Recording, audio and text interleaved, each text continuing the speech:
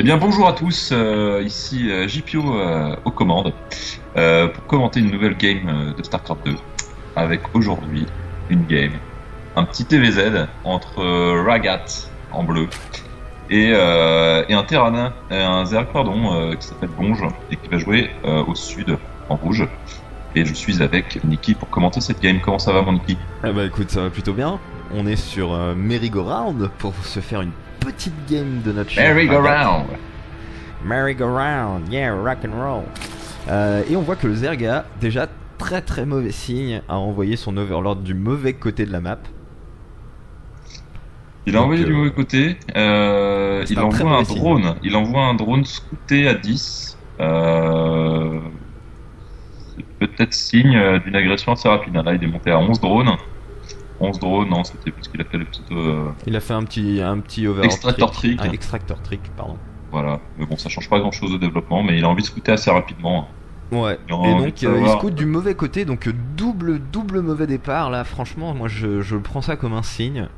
Oui, c'est vrai, ce qui se fait en général, c'est qu'on envoie un over dans un sens, surtout que c'est une map à 3 spots.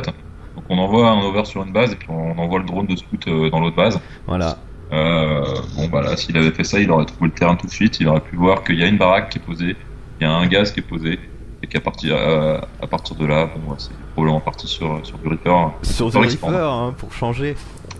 Oui, c'est vrai qu'il est temps que le match-up change un petit peu, qu'il y ait des nouveaux changements, peut-être des buffs. Parce que là, c'est vraiment. Je pense surtout que c'est le McCoy qui pourrait changer un peu de build. Notamment par rapport contre un Zerg par exemple, au lieu de faire un Reaper Expand, de faire carrément une facto direct ou un CC First ouais, c'est pas bon, il est assez à l'aise avec ce build là, ça lui permet de pouvoir s'adapter à pas mal de situations, donc bon, pourquoi pas hein. Pourquoi pas. Donc là le Zerg il se dit j'ai pas pu rentrer, c'est qu'il doit y avoir un wall, je vais quand même m'en assurer. Après il essaie d'attaquer un petit peu. Bon, il y a un Reaper qui est en production, là, on sait pas trop ce qu'il va faire. Ça veut dire il ferait mieux de retourner chez sa mère, manger des cacahuètes. Exactement. Non, il insiste, hein, il a envie de péter ses bâtiments, mais bon, ça va. Et voilà. C'était malheureusement, il n'a pas su tirer profit de cette situation. C'est ça. Et du côté du Zerg, on a eu donc Expo First, Hatch First, suivi de Pool puis Gaz. Gaz avec il a récolté ses 100 de gaz. C'est possible qu'il ait posé le gaz avant, hein. J'ai pas regardé, mais vu qu'il avait déjà 100 de gaz, à mon avis, il a posé le gaz avant la spawning pool. Ah, moi il m'avait semblé qu'il avait fait. Je crois qu'il a posé les deux en même temps en fait. Alors du coup peut-être que c'était voulu d'avoir laissé le drone en avant, hein. C'était peut-être pour retarder un petit peu l'arrivée du Reaper, parce qu'il savait qu'il serait un petit peu short sur le timing de sortie des Zerglings. C'est possible. Bon, là c'est du mind game de haute volée, hein, donc ça ne reste que des suppositions. Bon, en tout cas, on se chauffe un petit peu dans la base du Zerg avec un Reaper qui vient grignoter la vie des Zerglings. Qui a grignoté un drone quand même. Il a grignoté un drone. Ouais, il a grignoté un drone, mais là ça va s'arrêter parce qu'on a la première Queen qui vient de sortir. La deuxième, alors le Zerg est un peu supply, il a pas vu encore, mais sa deuxième Queen peut pas se créer parce qu'il est supply. Ah, ça y est, il vient de lancer un Overlord. Effectivement, la deuxième Queen est bloquée, il devrait peut-être faire un extractor trick pour pouvoir la lancer. Le lancement de la deuxième Queen est retardé du fait qu'il ait pris son gaz avant la Queen. Ouais. Mais ça fait qu'il aura pas ses injects synchro. Et bon, on est parti sur une game assez macro, et la B2 du terrain qui est posée. Au niveau des drones, on est à 22 drones pour le Zerg et 21 SCV pour le terrain. C'est ça. Pendant ce temps, et une B3 qui est posée pour le Zerg. Pendant ce temps-là, chez le terrain, donc on a continué avec Facto Reactor. On est en train de produire les Hélions. On a lancé une deuxième factory et une B2. Une B2 qui vient de se finir à l'instant, qui vient de se transformer en orbital. Donc là, le terrain, il se met plutôt bien. Il n'y a pas vraiment de signe d'agression immédiat. Voilà, les deux factories sont plus possibles que ça va partir sur du mecha. Hein. Ouais. Donc mecha contre B3, on va voir comment ça va se passer. Du côté du Zerg, on pose deux Evolution Chamber et un Bata Roach. Ça wall un peu. Ça va partir sur du Roach qui est plutôt adapté contre du mecha. Hein. Ouais. Je suis surpris. Ah si, voilà, il a. Ah mais non. Il a pas scouté le mecha. Hein. Non, il a pas du tout scouté le mecha, donc une bonne inspiration. Mais je pense que c'est parce qu'il a vu qu'un seul Marines. Ouais, c'est possible. Jusqu'à présent avec son over. Là.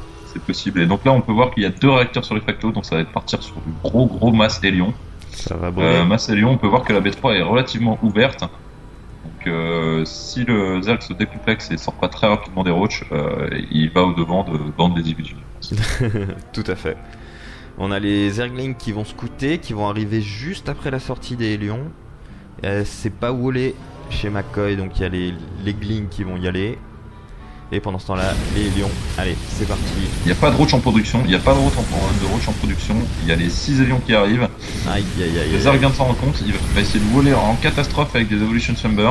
À la maison, les Zerglings mais ça passe sur le côté gauche, Un wall en carton. Là, c'est parti. La Queen Inject. Oh là, il y a tellement de Hélions. C'est de bloquer. Et donc les Hélions qui sont toujours en train de cramer du drone. Les premiers roaches qui sont sortis, on en est à 13 drones de tués pour le Terran. Oh ils s'enfoncent dans la B1, les drones ne sont pas bougés. Aïe. Pour l'instant, on en est à 19, 22 ouvriers tués, 24, 25. Ah, ça descend encore. Donc c'est parti, les roaches c'est bien efficace, mais ça met quand même un certain temps à tuer les Hélions.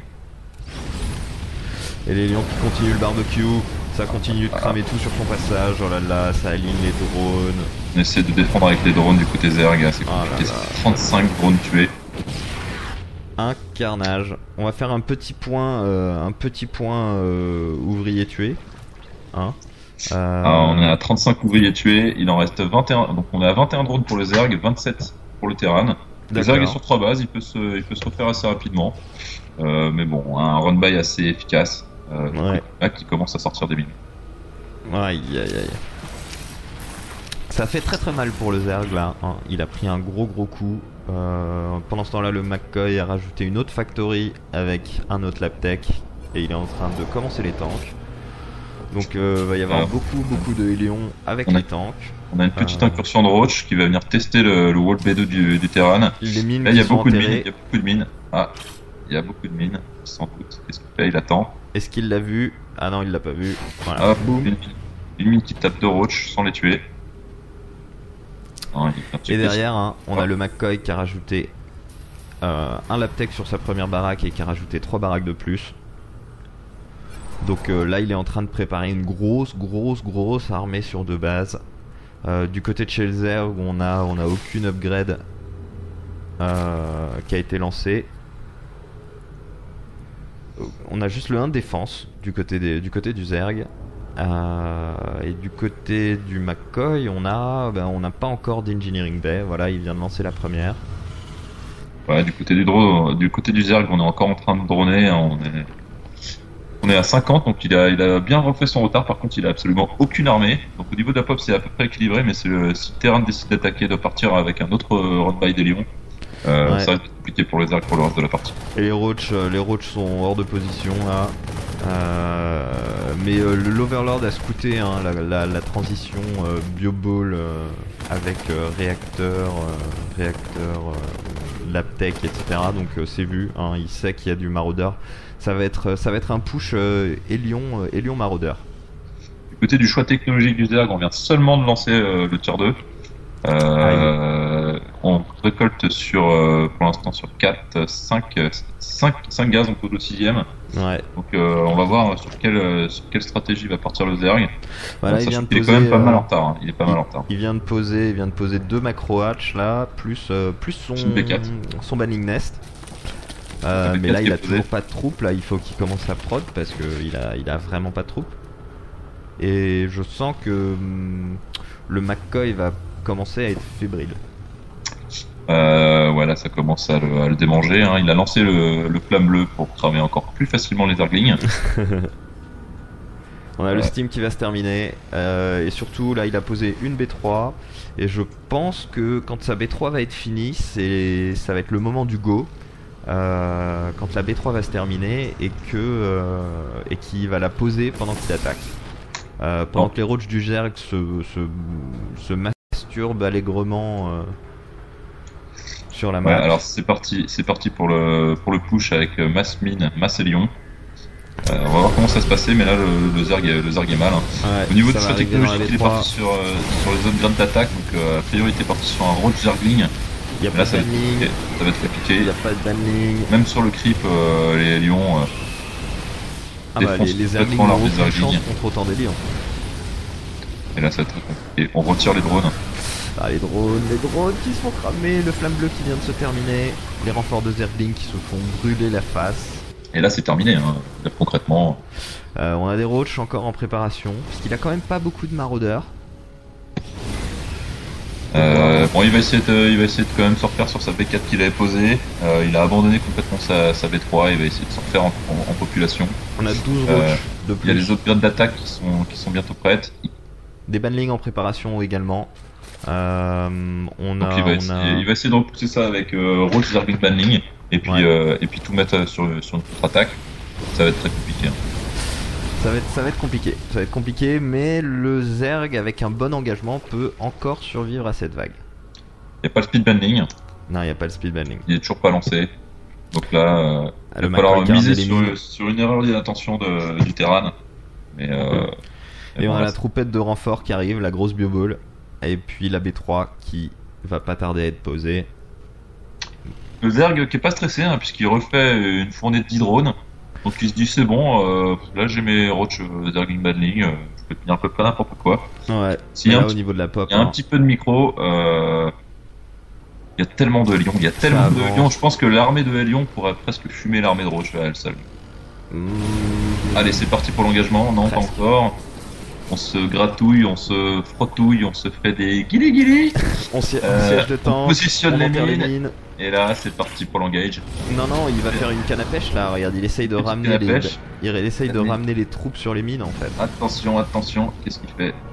Ouh, il y a des coups de tank qui arrivent en plus. Ah, Fait un overseer pour détecter les mines. un On petit entend là run by de Lion. pourquoi s'en priver un petit run-by de Lyon hein. Et ça y va avec les roaches. Et c'est Les Roach parti. qui se prennent les Ouah, mines. les Roach qui vont tout seuls, les Zergling Banning qui sont restés en retrait. Qui se font démater pendant que les lions font un carnage dans la B2. Voilà, tous les roaches viennent de tomber, quasiment. Les banlings. Les Banning, le oh, il n'y a McCoy pas de qui split, décroche pas. Oh là là. Et ça va nettoyer, Incroyable. Incroyable. Improbable, il n'y a pas eu du tout de split. Attention, les mines qui sont rechargées. Ah, les mines qui sont rechargées qui vont péter. Oh, et voilà. aïe. Et bim dans l'overseer. Bon, alors maintenant au niveau de la pop, on est à 68 pour le Zerg, 111 pour le Terran qui est sur P3. Bah, Laura Gat qui vient de poser sa B3 et puis surtout qu'il est pas qui a saturé, surtout hein. une très belle prod. Hein. On a posé le Batamuta du côté Zerg, mais on n'a absolument pas l'écho pour sortir du Muta. Il y a beaucoup de gaz chez Terran. Ouais. Il va pas s'en servir, hein, il est parti sur Bioball, quelques tanks. Effectivement. Il va falloir un petit miracle hein, pour que le Zerg s'en sorte, qu'il repose sa B3 qui est tombée, Bah là, sa B4 en l'occurrence. qui devient donc sa B4. Le Zerg, bah écoute, le Zerg, il se refait une écho assez rapidement quand même. Hop, Mais le problème c'est qu'il il continue de faire des drones et il produit toujours pas. Ah non, mais c'est un pari. Hein. Il se dit, je suis tellement mal que je vais essayer d'être devant à l'écho pour pouvoir sortir une grosse armée au bon moment opportun. Mais Et derrière, au hein, bon moment opportun. et derrière, on peut voir la grosse reprod du McCoy qui est remontée à 155 de pop et qui refait un go là avec un mix Hélion, tank, marine, maraudeur, un truc vraiment dégueulasse. Pendant qu'on a 5 mutas de lancer chez le Zerg. Mais ça va clairement pas être assez. Il y a peu de Marines, mais il n'y a pas de banning. Il y a Non. quelques Roach. Ça va être très compliqué. Là, l'idée ce serait qu'il arrive à se faire juste les Marines et qu'ensuite les mutas puissent réussir à nettoyer tout le reste. Mais ça va être très difficile. On a 30 Zerglings en Et préparation. Niki, c'est Oui. impossible. C'est impossible. C'est impossible. C'est impossible. C'est impossible. C'est impossible. It's a trap. Et ça, et c'est le barbecue qui reprend de plus belle. Les mutas qui arrivent pour La défendre. lente agonie du Zerg ronge. La lente agonie, hein, je dirais même que c'est un petit peu antagoniste avec la bonne santé de l'armée Terran. Ouais. Les mutas qui Antagonie, essayent de quoi. harasser un peu les troupes, mais c'est difficile. Un petit run by de Hélion dans la B2. Ah ouais, Et là, c'est parti. là, il va essayer de défendre avec ses mutas. Le terrain ne bouge pas, donc ça peut défendre, mais il a perdu tellement de drones. Là, il en est à 99 ouvriers tués sur l'ensemble de la partie. Et toujours pas de banning. Hein. Le Zerg qui a suffoqué toute la partie, qui a jamais pu développer à la fois son économie et son armée en fait. Hein, C'est ça.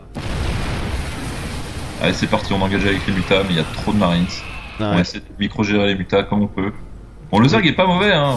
Mais Il surtout aurait mérité, le Zerg a vraiment oublié que le Zerg a vraiment oublié de faire des banlings, parce que là si tu les marines ensuite il y a plus rien pour tuer les mutas en fait. Non, bah écoute, je pense que c'est une partie classique de Zerg contre Terran, hein. C'est que le Zerg est un peu décomplexé, il a posé B3, il est parti sur une écho, il y a eu un run-by, une petite attaque bien placée en début de partie qui a mis très en retard au niveau économique. On a des renforts de mines qui sont en train d'arriver en plus, ça va adoucir un petit peu les mutas. Ah, il commence à empiler un petit peu les mutas, il essaie d'intercepter les renforts, bon, il se défend comme il peut le Zerg. Hein. Ouais, c'est bien, mais il défend pas trop mal, hein. Ça pourrait être pire. Mais c'est surtout le fait, c'est ces bannings là qu'il a pas fait, parce que là s'il faisait quelques bannings et qu'il arrivait à faire des bonnes... Ah ça y est, il en a quelques-uns. Vous savez, les bannings, il a le banning speed aussi, donc là il va falloir un miracle il faut qu'il fasse un bel engagement sur les marines, et puis que ça laisse le champ au muta quoi. Là, il y a une B4 qui est posée en haut.